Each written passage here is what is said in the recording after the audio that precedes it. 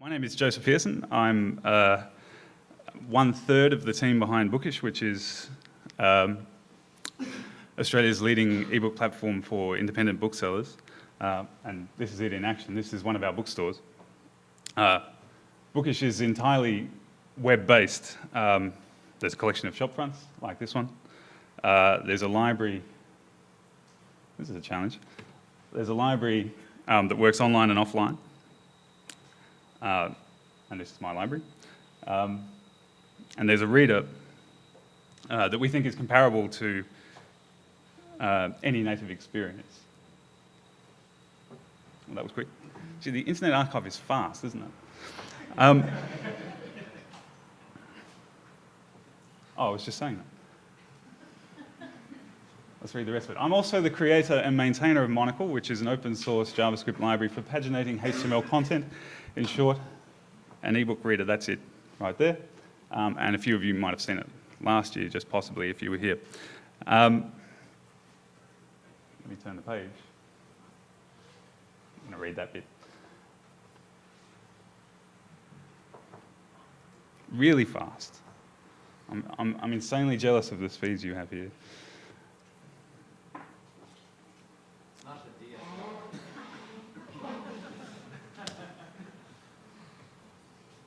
It's not the DSL, that's true. My talk. On Monday night, I was browsing our bookshelves at home, and I was thinking about this talk, and I was sort of looking for books that fell within and without what I feel is the ebooks ambit. I was sort of idly asking each book on the shelf, if you become digital, should you look like a book? And most books actually answered yes to that, but then most books in our house are fiction or narrative non-fiction, and those pass the test pretty easily. But then my eye fell on this interesting case here, which is, this is my complete set of How to Succeed in a Man's World, self-published sometime in the 1960s by a fellow called Mr. Maurice White in Melbourne. And he's kind of a hero of mine, as I don't know if you'll be able to read the table of contents. It might be a bit small, but you can get a bit of a sense of this 4-volume set.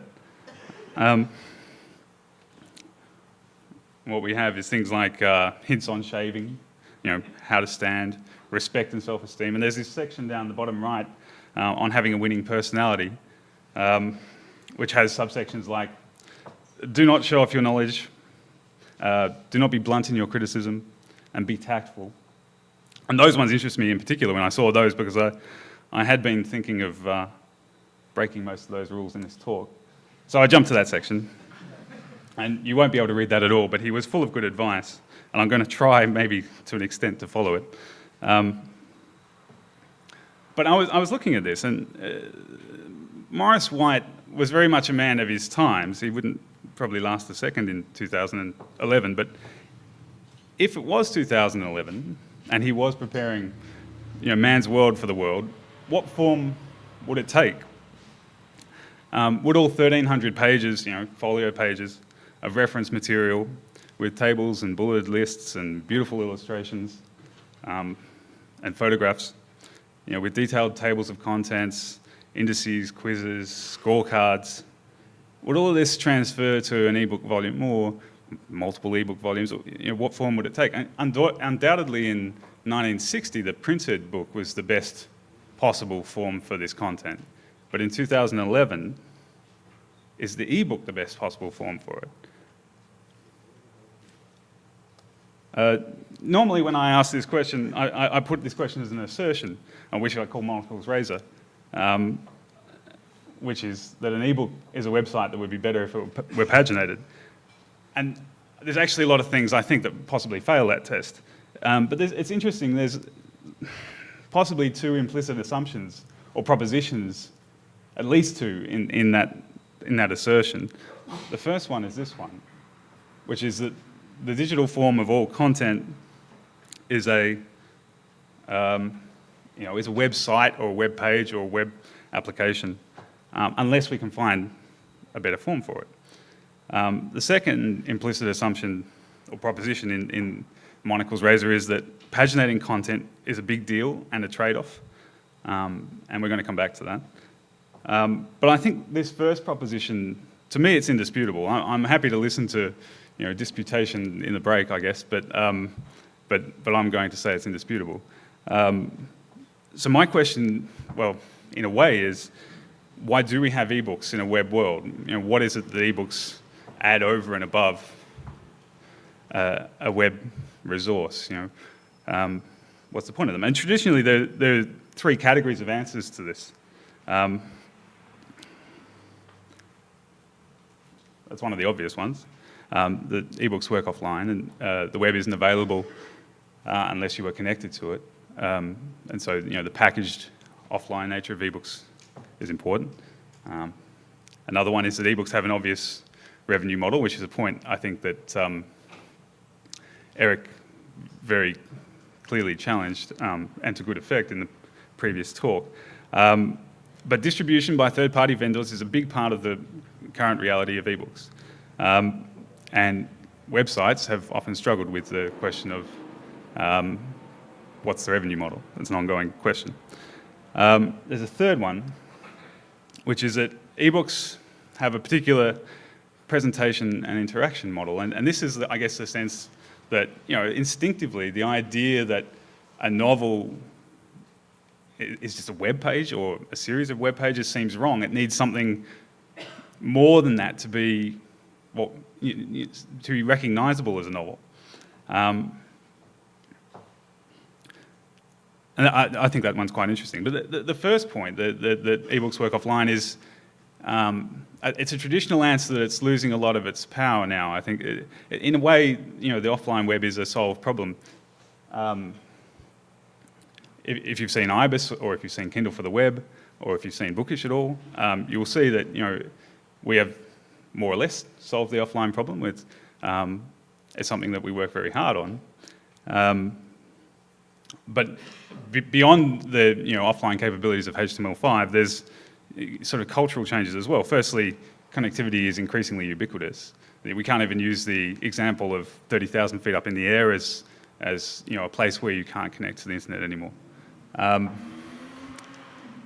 And also, the other cultural change is that the understanding that you can't access stuff when you're offline has kind of taken root. That you can't access Google or Wikipedia or the lazy web in its Facebook or Twitter or various other incarnations.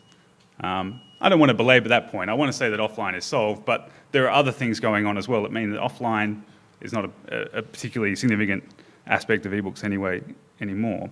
The second point, the one about an obvious revenue model, I think comes down to distributability, the idea that this is what, if you can package it up, you can get businesses who are in the business of selling things to people to sell it on your behalf. I think that's a really important point. It's a double-edged sword, though, for a lot of the reasons that Eric gave. I would say that it's much easier to, if you're a publisher, to do things that way and not reshape your content creation business and go, investing the time and energy in looking for alternative forms of your digital content. But on the other hand, if you take the let's just package it up and distribute it model, for one thing, you expose yourself to a greater risk of copyright violation. And obviously DRM is a huge question. You're also, in a way, feeding the mouth that is probably one day going to bite you. Be it Amazon or Apple, or apologies, Amazon and Apple, Google representatives in the room, but or Kobo, or even Bookish. I don't know, but we're not going to bite. But vendors are increasingly looking at themselves as content generators and gateways. Of course they are, and that means that if they're out innovating you there, then you would have to be circumspect about giving them your content in a purely packaged form. But it's this one. The notion that there is a subset of things that we call books that have a particular interaction model that differs from a website. This is the one that I find compelling. So I say that a subset of books should be ebooks. I said earlier that it's pretty Well, it's obvious that novels and narrative non-fiction should be ebooks. It seems obvious to me, at least. But even some of these are really quite challenging. I mean, that's not a trivial exercise. I just last week finished, late to the party, I just finished Extremely Loud and Incredibly Close by Jonathan Safran Foer. I have no idea how that translates to an ebook. It is such a paginated performance, and not paginated in a reflowable way, that it's a very orchestrated thing. I don't see how, if I were an ebook designer and were given that assignment, I'd run screaming from it. And that's a novel. But I think this question, the word narrative to me is the key here. I think it's a good clue. I think another good word, a good hint, is linear. I think this is one of the tests that I use. That if you should read the first page before you read the last page, then it might be an ebook. And from that basis, from these various tests and questions, I came up with a partial list of things from my bookshelves, physical books that don't really want to be ebooks. And some of them are obvious, and some of them are going to be a little bit controversial, I suspect, but again, questions will break. Here's another one.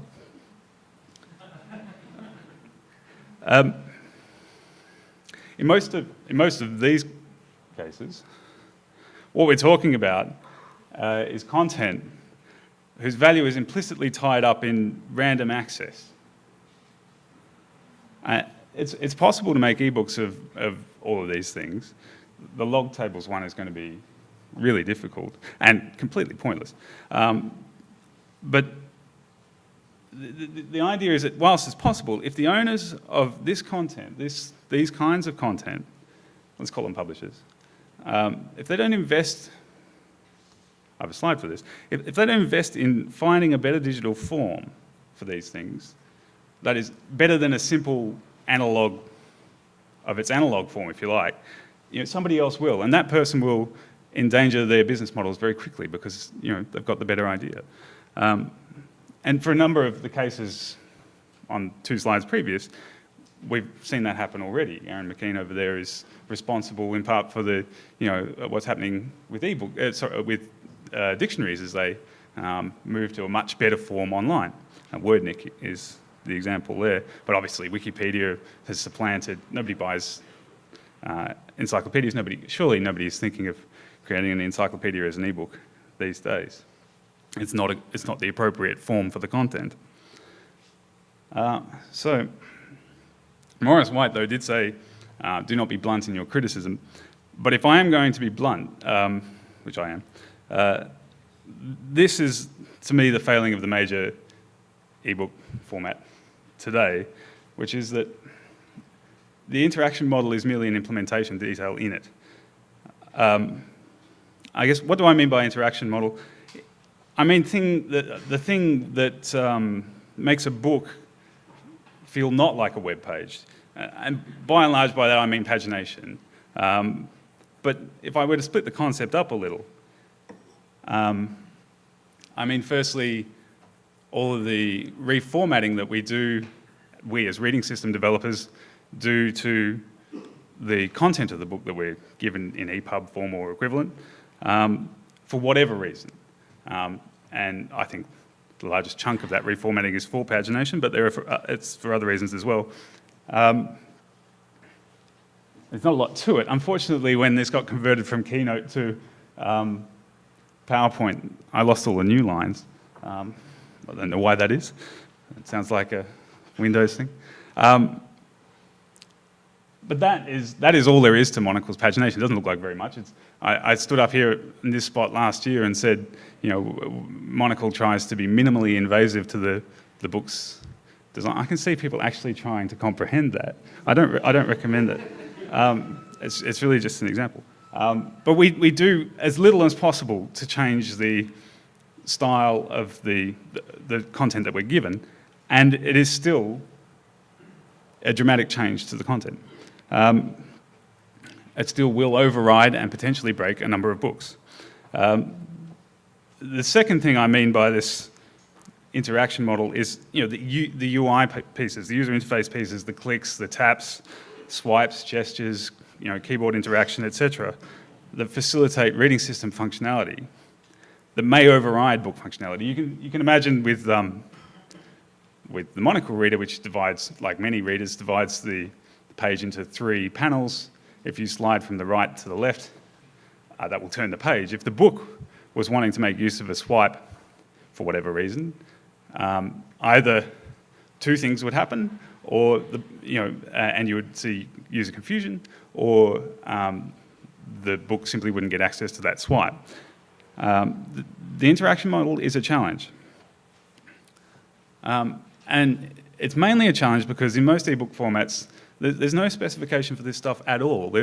There is great pride in the decision not to specify this stuff. There's no pagination algorithm that's mandated. There's no indication of how pagination should affect even a moderately complex layout.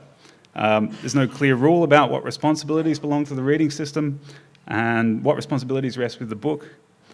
The current dire state of footnotes still in 2011 in ebooks is an example of this. There is this responsibility gap between what the software does and what the ebook does. And the result of that is that we are stuck either making specific ebooks for specific platforms, you're making your iBooks version or your Kindle version, or you're keeping it as simple as possible. We can't do complexity, we can't do interesting things and expect them to work across all targets. And I think we're possibly heading in the wrong direction with this as well. I have this, because I'm obviously very technical, I have produced a very technical chart. The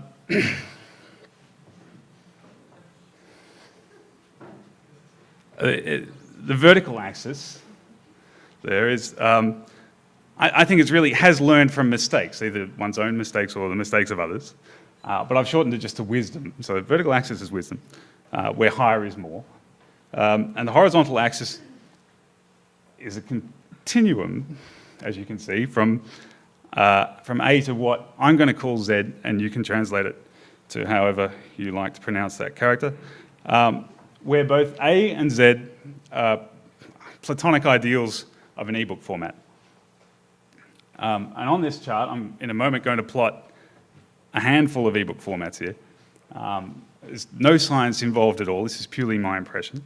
But I will explain the horizontal axis a little more first. So this is an important point. A and Z don't exist. But they're easy to imagine. I'm going to give them both these characteristics, which is a zip file. PowerPoint's obviously added a dot there, but a zip file containing 1 or more HTML files, 0 or more style sheets, images. In the case of Z, I'm going to allow scripts, clips, audio and video, etc., and an optional configuration metadata file. Z is actually really nothing more than that. A hypothetical reading system for Z does very little. It unzips, it reads the config, it displays the first file, and then it displays other files when the ebook says to the reading system that they have been requested by the user. When to show which content is determined entirely by the book. Or as I put it there, Z is the content. A Z ebook is the content and the interface to that content. The A format heads in the other direction. This format begins with the same building blocks, but it's specified such that the content is always paginated according to a set of known rules. You can use, let's say, any CSS that does not cause these rules to break. That's the important thing. Furthermore, the HTML is marked up with conventions that indicate all sorts of things. I'll give you a brief laundry list. You can say this is a footnote, or you can say that this is a glossary. This is an index. I think there's a role for indexes even in the searchable books. This is a table of contents. This is a detailed table of contents, a la Man's World, which has both. This is a table that pops out and it's pannable, for instance. This is an image that can go full screen on a tap. Potentially it's zoomable by whatever means. This column is sortable. What we're doing is we're taking these elements of the things that are left after we've ruled out things that we've decided aren't books. What we're left with, we're identifying them and we're marking up the content of the ebook to say, this is what these things are. It's an exercise that's begun with a couple of specifications, but we haven't got very far along. With a book in the A format purely provides the content and the design, and the reading system is left to provide the interface. It's up to the reading system to produce an interface for these things. There, am I reading the thing that I previously just said? The threshold, therefore, for a compliant reading system for A is much higher than it is for Z. There are a couple of implications. One is that this Z format, this hypothetical Z format, gives the designer almost total control. It also gives the designer, imposes on the designer the requirement to build the interface for the ebook. And the responsibility to test on all of their target platforms. And then at the end of that, you're left with uncertainty as to whether it will work on platforms that you haven't tested, whether they are current or future. This is a big problem with ebooks, is we don't know whether they will continue to work because the specification for these sorts of things doesn't exist. A, on the other hand, gives the designer and the reading software developers, I put singular there because that's the way it is with bookish, but an agreed contract of responsibilities. It's much easier to make an ebook with A that will work on all platforms and most screen sizes. It'll work on most screen sizes because what you're doing is you're marking things up and saying, this is what this is, which allows the reading system to identify it in the case of a small screen and do something different with it. That's not a luxury that the reading system has with a number of formats today. The reading system has, I mean software, when I say reading system, I'm using specification language, I think. The reading software can beautify the experience because it knows much more about the content. So obviously, you can tell from the way I'm framing this that I pine for something like A.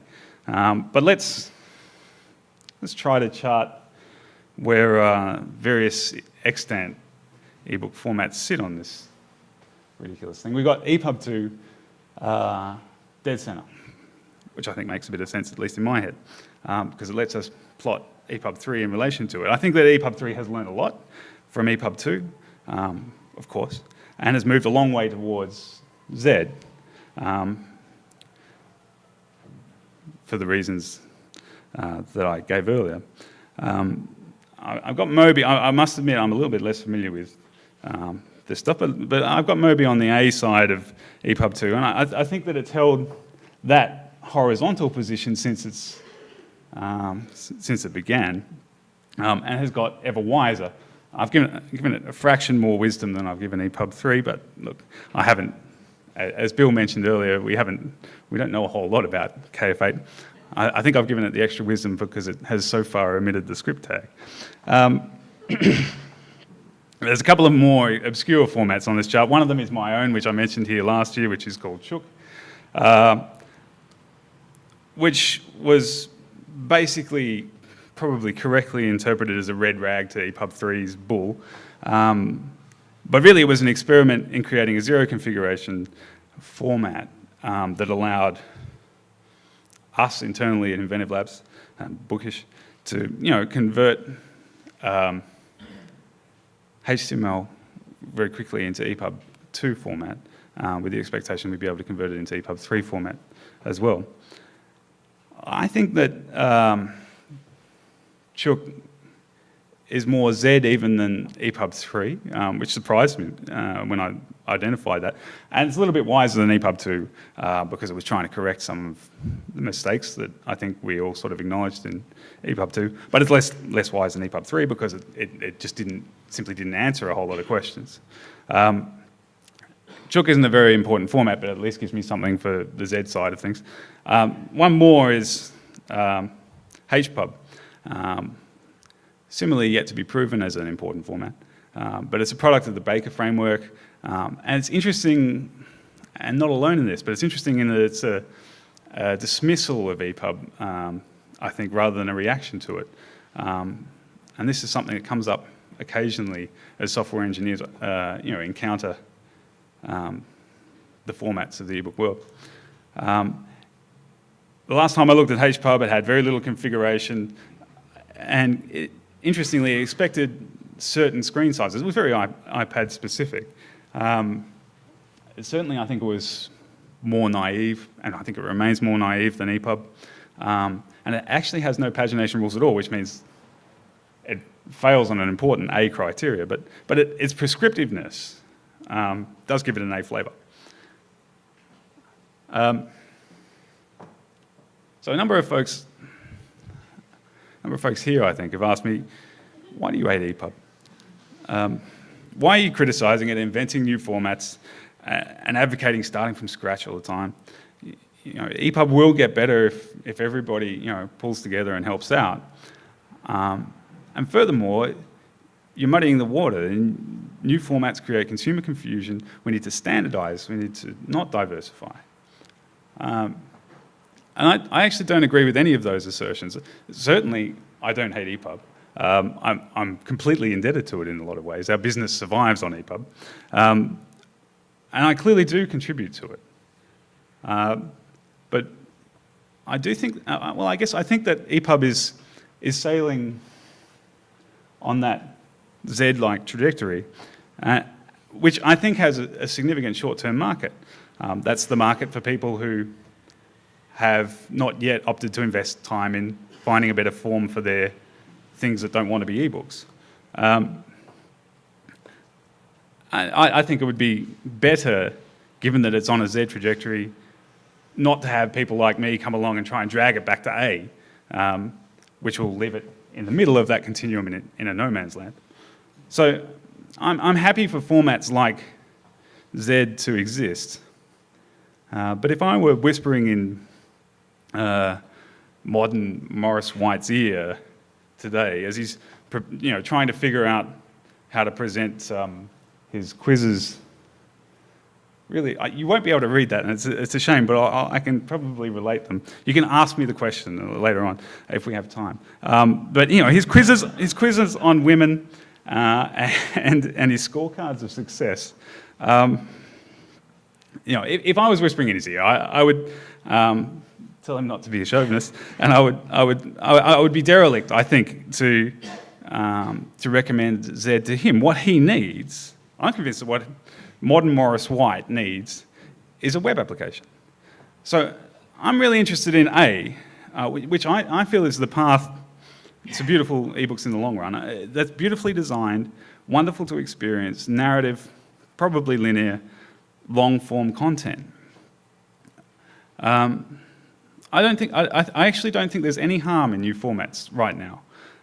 We're in an emerging era of browser-based books and books in the cloud, and right now format compatibility is less and less a consumer-facing problem. There are very few users of iBooks and Kindle, and Bookish for that matter, that know that the underlying file format of each platform is different. Formats are a matter these days largely between publishers and vendors, which narrows the number of participants in format evolution. And that means we can work much more quickly without creating customer confusion like we might have a few years ago if we tried to do this. Furthermore, I think we actually need to do this. I think there's a gap at the top of my chart, that bit, between the wisest ebook formats that we have created right now. I haven't seen one or two, but I've got only... You're out of time. All right, I'm on my very last paragraph.